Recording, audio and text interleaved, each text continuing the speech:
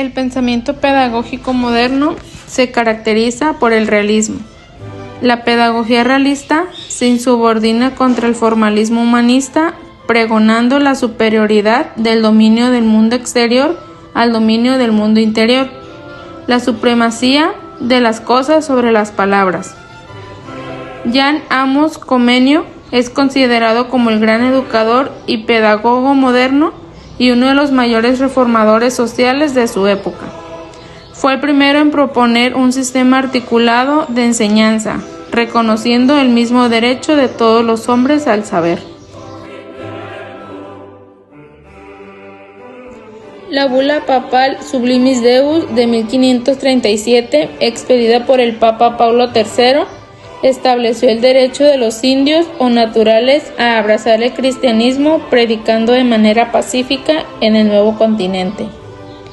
El humanismo renacentista propone que la educación no es para una minoría, sino que es para toda la población. No solamente es para los que van a ser clérigos, que era la idea en la época medieval, sino es para hombres, para niños, para clérigos, laicos y hasta para las mujeres, lo cual es una verdadera novedad en la época del Renacimiento.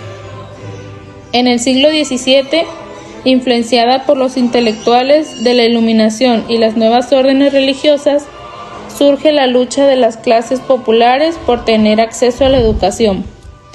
Entre los protestantes, los metodistas impulsaron las escuelas dominicales, una estructura educacional que enseñaba la Biblia y la doctrina, en cada iglesia local de las iglesias protestantes evangélicas. Si bien era uno de sus intereses religiosos que brindaban educación para los niños pobres. Giordano Bruno desarrolló la astronomía, Galileo Galilei construyó un telescopio y la ley de la caída de los cuerpos, William Harvey demostró la circulación de la sangre, Francis Bacon propuso la distinción entre la fe y la razón, y creó el método inductivo opuesto al método deductivo de Aristóteles. Bacon puede ser considerado como el fundador del método científico moderno. El pensamiento pedagógico moderno se caracterizó por el realismo, tal como John Locke se cuestionó en su tiempo. ¿Por qué enseñar latín a quienes van a trabajar en las fábricas si les sería más útil aprender mecánica o cálculo? Locke, en su ensayo sobre el entendimiento humano, combatió el innatismo humano anteponiendo la idea de la experiencia sensorial. Nada existe en nuestra mente que no tenga origen en nuestros sentidos. Durante el Virreinato de México, la educación se enfocó principalmente en la enseñanza del catolicismo y la formación de clérigos. Sin embargo, también se establecieron escuelas para instruir a los hijos de los españoles y criollos en materias como lectura, escritura, aritmética y gramática. Esta limitación educativa tuvo consecuencias en la formación del país actual, ya que muchos mexicanos no tuvieron acceso a una educación completa, lo que retrasó el progreso y desarrolló el desarrollo de la nación.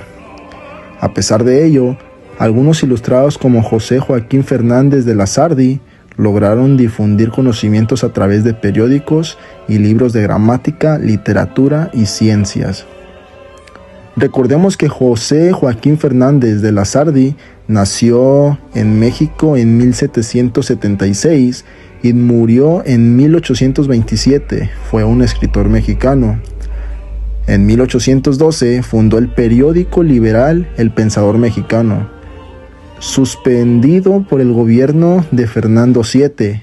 Si bien no tuvo directamente involucración en la educación formal como maestro o fundador de instituciones educativas, su contribución a la educación radica en el contenido de sus escritos. En el siglo XVII se crearon bibliotecas públicas. Surgieron también varias órdenes religiosas católicas que se dedicaban a la educación popular y varias escuelas que ofrecían enseñanza gratuita y en forma de internado.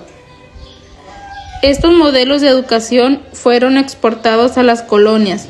Para la América británica, el modelo de las escuelas dominicales protestantes, que es la real y el público. Para la América española y portuguesa, de las escuelas católicas, que es el religioso y privado. La llegada de la Compañía de Jesús a la Nueva España en 1572 fue un acontecimiento trascendental para la vida religiosa, intelectual y social de Luis Reinato. Su adaptación a las tierras americanas produjo una rica síntesis de influencias mutuas que se reflejó, por una parte, en el éxito de los colegios que fundaron y por otra, en la creación y consolidación de la cultura y sociedad barroca novohispana.